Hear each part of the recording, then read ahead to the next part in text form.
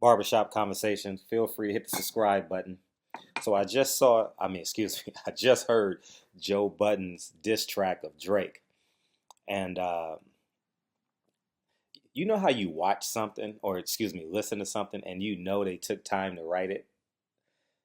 This, this, this is bar for bar for bar for bar. Every bar is impressive. He didn't waste a syllable in his diss record, making a murderer part one. So I guess it's gonna be a part two. And I was trying to make a parallel or a metaphor. You know why we love magicians? Because they can bend metal. And you know why we love hip hop and hip hop artists? Because they can bend words. And Joe Buttons did a hell of a job at bending words, and I thoroughly enjoyed it.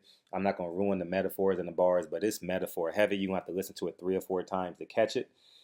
Uh, I just love. I'm gonna just tell you 2 bars that I absolutely enjoyed.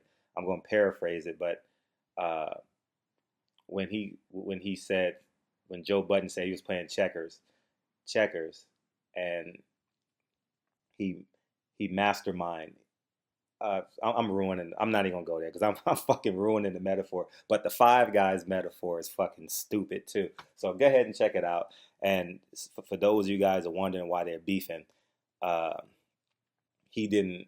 He gave the views not great reviews, and so Drake went at him subliminally, obviously, and then so this is his diss record in response. But they've been going tit for tat for some time, so go ahead and check it out. I'm gonna put the link in the description box so you guys can go ahead and listen to it. But I thoroughly enjoyed it, and I know he's been working on this for at least 3 days, and you know how I'm not sure if some of you guys have been in the studio with artists, but you're bouncing off ideas, and when you in the booth, they on the other side of the microphone. They say, "Oh, you should do it like this. You should say this." That shit had to be rewritten a handful of times because when I say bar for bar, every bar, every bar is like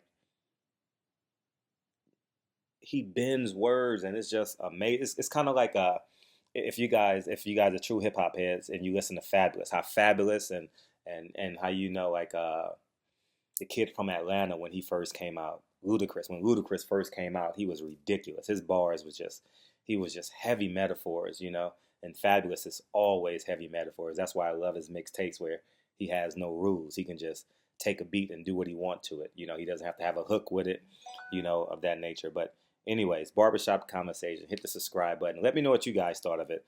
I liked it, and we don't have diss records much anymore, but he has no competition, but this is the diss record of the year thus far. That's not saying much because there hasn't been too many besides Drake and Meek, but we know who won that battle. So Barbershop Conversation, hit the subscribe button and let me know what you guys thought of Making a Murderer Part 1. I'm anxious to hear Part 2.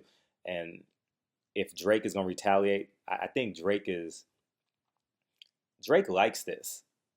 I think a part of his personality is he likes to get under your skin and see how you respond.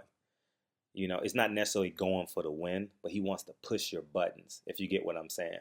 And I think I don't know when he's gonna respond, but I think he'll respond subliminally. I don't think he'll respond like for real, for real. So anyways, Barbershop Conversation, but I'm anxious to hear his response.